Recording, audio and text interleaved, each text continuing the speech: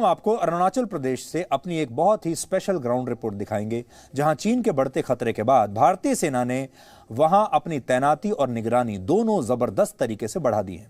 1962 के युद्ध से ही चीन की नजर अरुणाचल प्रदेश पर रही है और वो इसे आज भी तिब्बत का हिस्सा मानता है।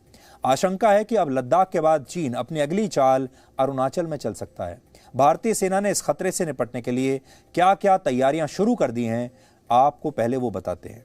भारत ने पिछले कुछ वर्षों में अरुणाचल प्रदेश और सिक्किम में लाइन ऑफ एक्चुअल कंट्रोल यानी LAC के पास अपने इंफ्रास्ट्रक्चर को बहुत मजबूत किया है। सीमा पर 24 घंटे निगरानी के लिए अब वहां पर ड्रोन्स हैं, रेडार सिस्टम्स हैं और सैटेलाइट्स की मदद भी ली जा रही है। इनमें इजराइल द्वारा निर्मित हेरॉन मार्क 2 ड्रोन्स सबसे ज्यादा अहम हैं, जो 10,000 मीटर की ऊंचाई से चीन की सेना पर निगरानी रख सकते हैं।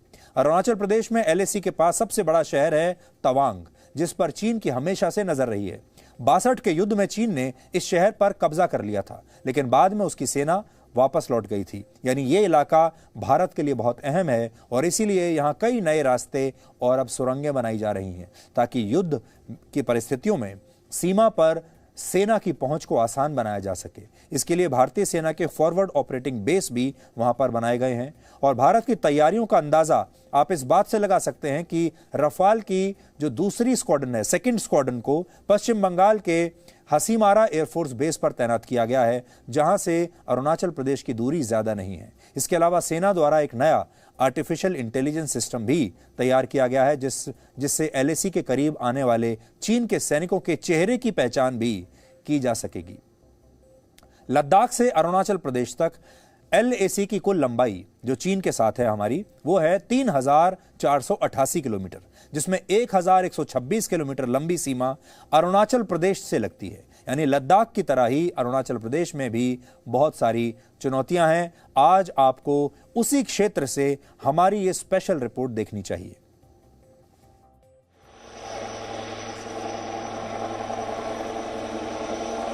ये पहली बार है जब अरुणाचल प्रदेश में भारतीय सेना ने इस इलाके में एक एविएशन ब्रिगेड को तैनात किया है। इस ब्रिगेड में अटैक हेलीकॉप्टर है और सबसे ज्यादा महत्वपूर्ण निगरानी के लिए ड्रोन भी है। अरुणाचल प्रदेश में मौसम सबसे बड़ी समस्या है और खराब मौसम में घाटियों को पार करना बहुत मुश्किल होता है। इसलिए यहां पर हेलीकॉप्टर और उसके पायलट दोनों की ही परीक्षा होती है।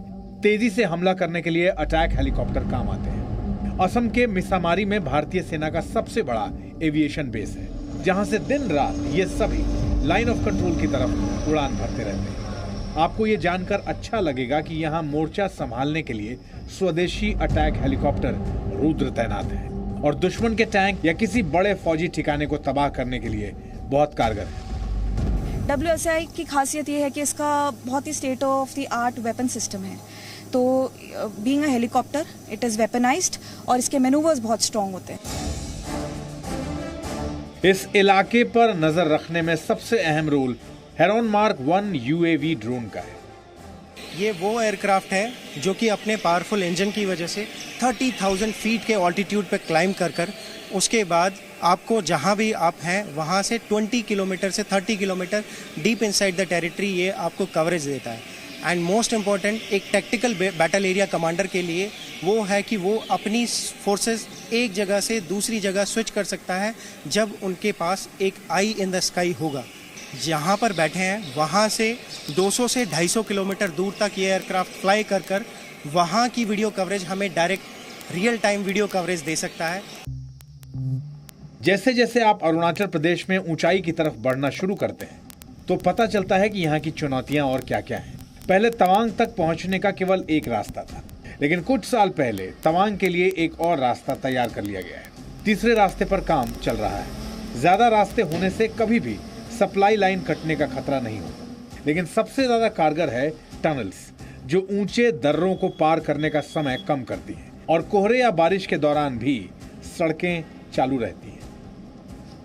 सबसे बड़ी समस्या यहाँ पहाड़ों को पार करने की है।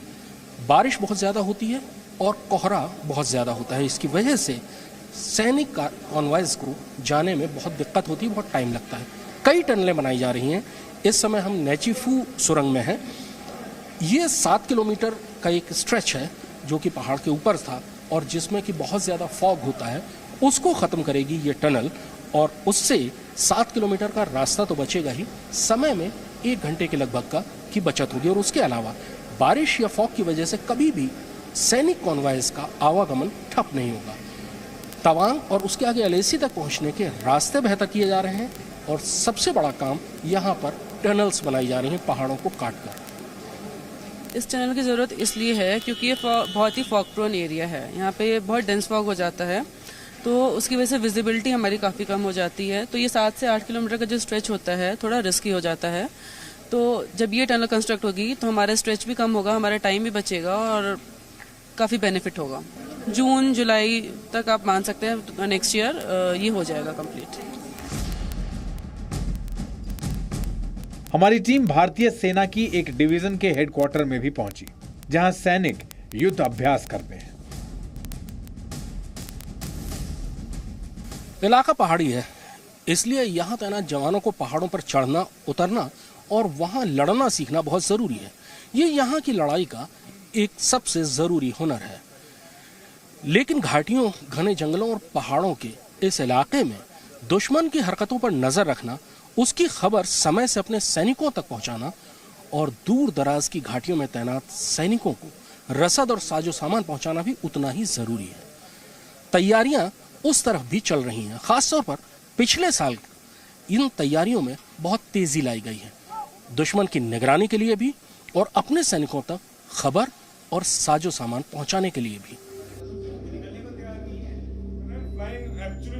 एक भारतीय डिवीजन के हेडक्वार्टर में ही कोर एरोस्पेस कमांड सेंटर है, जहां इस इलाके के लिए बनाई गई पहली एविएशन ब्रिगेड दिन रात दुश्मन और अपने दोनों ही सैनिकों पर नजर रखती है। यहां से किसी भी अटैक हेलीकॉप्टर, सैनिकों को ले जा रहे हेलीकॉप्टर या फिर ड्रोन की उड़ान को नियंत्रित किया जाता है। को जितने भी एसेट्स हमारे पास हैं, हेलीकॉप्टर्स, जितने भी आर्मी एविएशन के पास है, उनका जो भी movement in the tactical battle area में होता है उसको हम यहाँ से कंट्रोल करते हैं।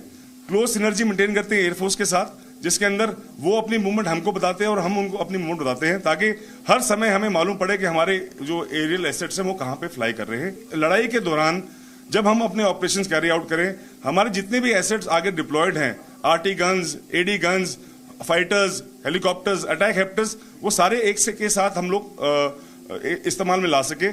तो इसके लिए हमें बहुत जरूरत है कि एक सिनर्जी हो एयरफोर्स के साथ। भारतीय सेना इस समय हेरॉन मार्क 1 ड्रोन का इस्तेमाल करती है, जो 200 से 250 किलोमीटर दूर तक नजर रखता है। योजना ज्यादा बेहतर ड्रोन शामिल करने की है और जल्द ही यहां ऐसे ड्रोन तैनात होंगे जो सैटेलाइट के जरिए नियंत्रित किए जाएंगे। ये ज्यादा दूर तक नजर रख पाएंगे और ज्यादा सटीक खबर भी दे पाएंगे। लद्दाख में भारतीय और चीनी सेनाओं के बीच तनाव शुरू होने के बाद पिछले 1.5 साल में यहां अरुणाचल प्रदेश में चीनी सेनाओं की हरकतों में बहुत ज्यादा अंतर नहीं आया है। यहां दौड़ दरअसल इंफ्रास्ट्रक्चर डेवलपमेंट की है, नई सड़कें, सुरंग और पुल बनाने की, और सबसे ज्यादा दिन रात चीन की हरकतों पर निगरानी रखने की है। और भारतीय सेना यहां चीन को इस दौड़ में पीछे करने की हर कोशिश कर रही है। कृष्ण मोहन मिश्रा, जी media, Rupa, district waste Kameng, Arunachal Pradesh. Presenting B News app, available on Google Play and App Store. Download it now.